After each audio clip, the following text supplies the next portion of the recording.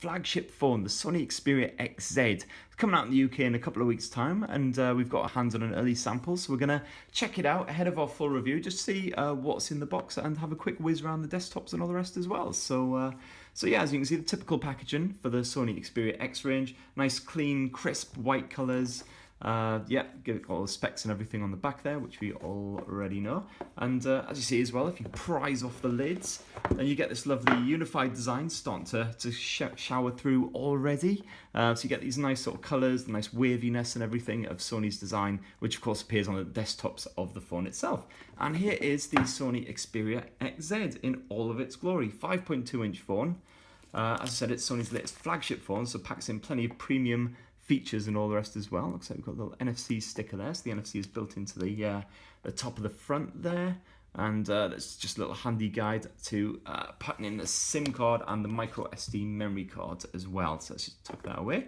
Just see if it's got any charge first of all. Yes, it does. Right, excellent. We'll leave that charging up, and we'll just have a quick dive into the rest of the box and see what we got. So first of all, nice bit of literature here, just to find out a little bit more about the phone itself. Although because this is an early sample, it appears to be pretty much empty. What have we got in there? Just a little bit of legal info and crap like that. Let's put all that aside. We've got the European charger because this is a European sample, but of course you'll have a full UK one when you get your own copy, providing you're in the UK obviously. And we've also got the USB charger as well. It's Type-C USB now. It's the first Sony Xperia X phone in the UK to charge with Type-C, so that's hugely exciting. And that appears to be it for the box. No little headphones or anything bundled in there. So make sure you got your own. Of course, Sony has plenty of lovely expensive headphones that you can purchase.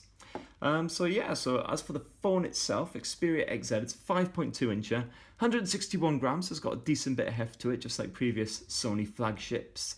It's actually made of something called Alkalido. It's metal basically, it's a new form of metal. It's supposed to be nice and shiny and all the rest of it. As you can see, you've got kind of a shiny matte finish on the back. It's not super glossy like the likes of the S7 and the Galaxy Note 7. Hopefully won't pick up scuffs too easily. We've got a couple of little scuffs on there with my greasy fingertips already. Sorry, I'm fresh off the commute, so I'm a little bit sweaty still. As you can see, you've got the new laser autofocus and all the rest built into the camera sensor stuff there. And the rear-mounted camera is perfectly flush with the surface as well, so there's no jutting lenses or anything. Very nice indeed. Looks very similar to the likes of the Xperia X Pro. You've got slightly updated designs. You can see this nice curvature at the front and the bottom of the phone goes all the way around. There's no breaks in the design there, nice and seamless. It certainly feels comfortable to clutch. 5.2 inches. It's not too big. You can quite comfortably reach the notifications bar there. Play around with all of your apps and the rest of it, so that's nice. One big update as well is, of course, it's fully water resistant now, so you can get it as damp as you like and it'll still be fine, so that's good to know. Good if you like taking it into the shower with you, you know, check your emails in the morning, or if you're just a wee bit inebriated and you drop it in a sink or a toilet. It happens to the best of us, so don't feel guilty if you do. Fingerprint sensor, of course, on the side there as well, as usual. It's nice and flat, again, flush with the surface. And you should be able to, once registered, just tap your finger or your thumb, probably easier with the thumb because fingers are going to be a bit awkward, and that should load straight up into your desktops. Usually nice and responsive and accurate on these Sony phones, which is good. Flip around to this side and you've got your little tug out drawer, as you can see there. So that's for your SIM card and your memory card. I believe it's up to a couple of terabytes it supports, so there should be plenty of storage space, which is nice.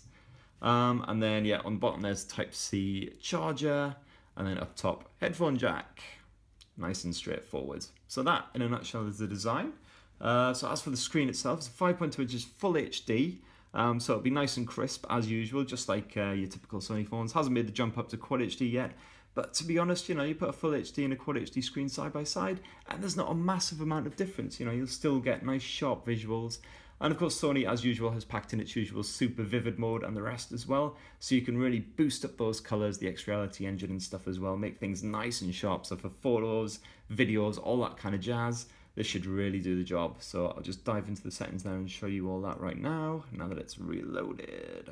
So yeah, you've got adaptive brightness and everything. Obviously, let's just bump up the sleep time because that's always annoying. And if we go into quality, as you can see, it's currently got the X-Reality engine stuff. But you can put it up to super vivid mode. I quite like on the super vivid mode because then it just really makes those colours punchy and just really nice to look at. So you've got all the rest as well. You can change the notifications bar and everything.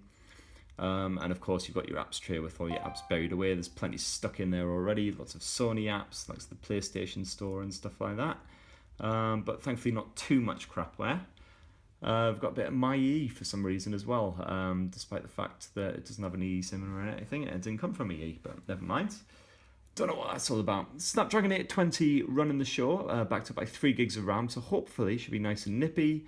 Obviously it's setting up at the moment, so you know, if there are any little stutters or anything, don't take that to mean that the phone is a bit slow and crap. This is actually the first time I've turned it on.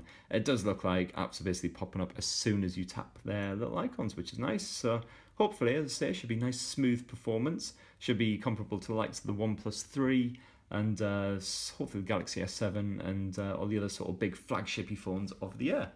Dive into the storage. You should get either 32 or 64 gigabytes of storage, depending on which one you go for. So I think we have to go to advanced storage. So we've got the 32 gigabyte model. You can pick it up in 64 as well in some regions. And of course, you've got that micro SD memory card support for expansion. You also get 2,900 milliamp battery inside, which apparently it's using Lenovo's smart tech, Lenovo. I'm not sure how you pronounce that either. Sorry, I'm not doing good on the pronunciations today. But should basically learn your charging habits, figure out exactly when you're leaving it into charge. If you're charging it overnight, then it'll just charge the battery up to 90% during the night, and then before your usual wake-up time, it'll finish off the charge to make sure it's not being basically overcharged overnight, which can limit your battery life over time. So that's a nice handy little feature. We've also got, of course, 23 megapixel camera. Stuck away on the back of the phone, so let's get through these permissions. And as you can see, it's the usual Sony app as well. So you can flick to full manual mode, fiddle around with all your different controls. You can go to superior auto mode, which we usually use, which is really good. Should have super fast focus. You now also get that laser autofocus, which should help in low light situations. So hopefully it should help produce nice sharp shots even when the light's dim.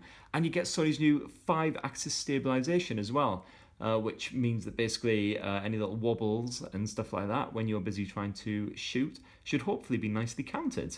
You can shoot up to 4K video as well. If you dive into the camera apps, there's the 4K video app. So you have to go into that specifically if you want to shoot the Ultra HDs. Otherwise, yeah, I'm assuming there's either some kind of limit. There's no kind of limit by the looks of it on the 4K, but I'd imagine after a while it might start getting a little bit toasty. So you'll want to drop down to full HD for your standard shots. And also, as well, there is a 7 megapixel front-facing camera. So if we dive into that, there I am. Yes, still looking a bit sweaty and beleaguered, but never mind. And again, it should be super fast, super nippy. Hey, there we go. And nice sharp results as well. Because it is, as I say, 5 megapixel, which is nice. So, yep, there we go. Looking as stunning as ever. Oh my god, this is the problem with setting up a phone. You get all these permissions, so many messages. Leave me alone. So that, in a nutshell, is the Sony Xperia XZ. We're going to be doing full review, full camera review. We're going to do a camera comparison today as well with the likes of the S7 and the iPhone 7, so stay tuned for those. And if you've got anything you want us to check out,